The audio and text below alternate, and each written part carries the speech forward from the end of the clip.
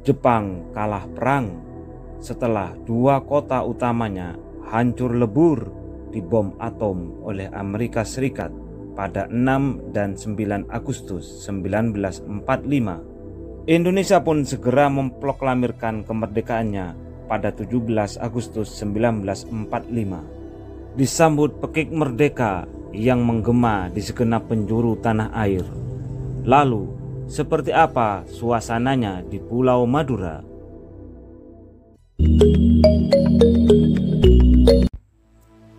Sekalipun di awal-awal kedatangannya ke Indonesia, Jepang mencitrakan dirinya sebagai saudara tua dan mengatakan tekadnya untuk melepaskan rakyat Indonesia dari belenggu Belanda. Nyatanya, Jepang jauh lebih bengis dari Belanda. Selama 3,5 tahun dikuasai Jepang, rakyat Indonesia jatuh dalam kengerian hidup yang tak terperi. Jepang menguras semua sumber daya rakyat Indonesia seenaknya, seperti kerja paksa yang dikenal dengan istilah romusa. Banyak rakyat yang sakit dan bahkan mati kelaparan karena kerja paksa tersebut. Beruntungnya, para pemimpin Indonesia pandai memanfaatkan situasi.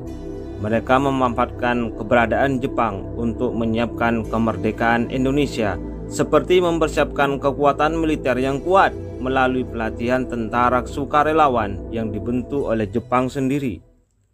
Tidak disangka, pada tanggal 6 dan 9 Agustus, dua kota utama Jepang secara berturut-turut hancur lebur setelah dihantam bom atom oleh Amerika Serikat, membuat Jepang kalah perang dan menyerah pada sekutu dalam Perang Dunia II pada 15 Agustus 1945. Kesempatan emas ini segera ditangkap oleh para pemimpin di Indonesia. Tepat pada tanggal 17 Agustus 1945, teks proklamasi kemerdekaan dibacakan oleh duo sejati Indonesia, yaitu Soekarno-Hatta.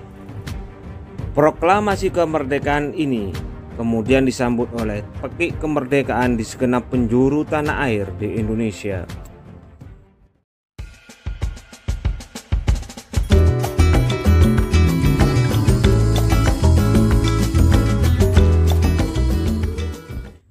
Di Madura, pembacaan teks proklamasi rupanya sudah terdengar melalui siaran ulang di radio pada pagi harinya. Chandra Hasan, salah satu anggota PETA di Pamekasan, begitu mendengar pembacaan teks proklamasi versi siaran ulang, tak bisa menahan diri. Bersama anggota PETA lainnya serta rakyat umumnya langsung turun ke jalanan, mengadakan pawai keliling puluhan kilometer, mulai dari Telanakan, Camplong hingga Torju. Sembari pawai di sepanjang jalan, mereka juga bergegas untuk menurunkan bendera-bendera Jepang di berbagai tempat, lalu menggantikannya dengan bendera merah putih. Selain merayakan pembacaan teks proklamasi yang menandai telah berdirinya negara yang merdeka, juga sebagai pesan yang jelas bagi pihak Jepang di Madura bahwa Indonesia kini telah menjadi sebuah negara yang berdaulat dan Jepang harus menyerahkan kembali kekuasaan kepada rakyat Indonesia.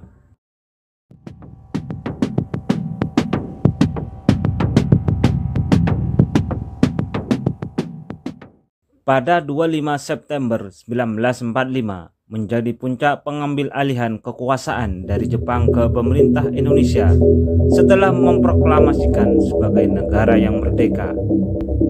Di Madura, Residen Jepang tidak punya pilihan selain menyerahkan kekuasaan. Saat itu, yang ditunjuk mewakili Indonesia di Madura adalah Raden Arya Cakraningrat.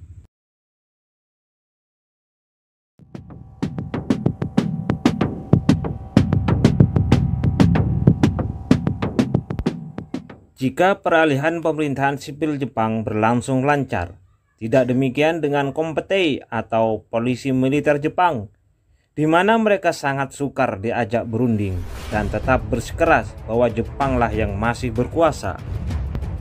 Hal ini menimbulkan kemarahan besar rakyat Madura.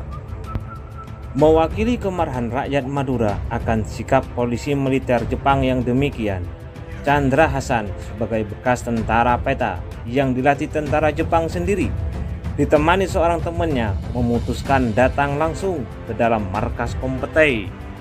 Sebelum berangkat, Chandra Hasan kemudian berpesan, jika saja dalam 1 jam mereka berdua belum keluar dari markas Jepang, maka agar jangan ragu-ragu untuk langsung menyerbu ke dalam markas.